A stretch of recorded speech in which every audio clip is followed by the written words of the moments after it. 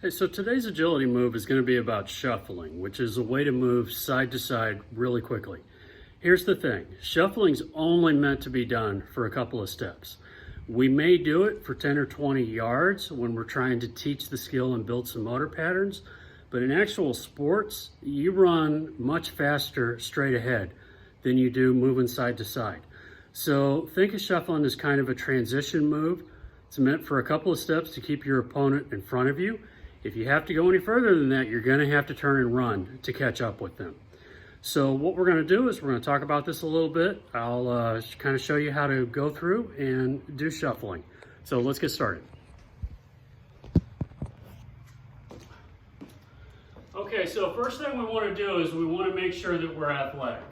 And we do that by, we'll have our hands out, we'll have our feet about hip width apart. We want to avoid extremes with our feet. So about hip width apart, we want to make sure chest is out, shoulders are back, and we want to push our hips back because this is going to drop our center of gravity. A lower center of gravity means we're able to change directions more quickly while staying balanced, which is going to be very important for sports. As we're doing this, what we want to think about is we want to keep our weight on the balls of our feet. So I ought to be able to pick up my toes while I'm doing this. Having my weight forward on my toes has me off balance.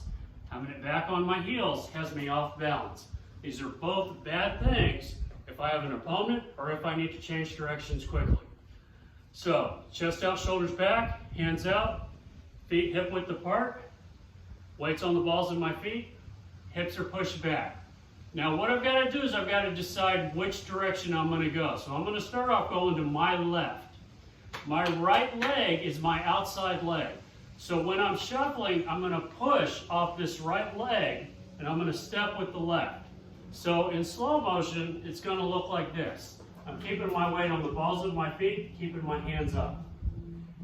If I'm going to go the opposite way, I'm going to go to my right, my left leg becomes the outside leg.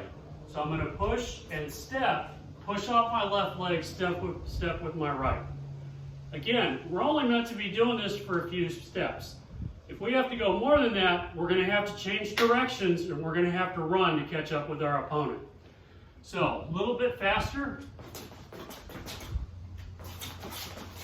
So, the idea here, keep your center of gravity low, weights on the balls of your feet, push and step into the motion.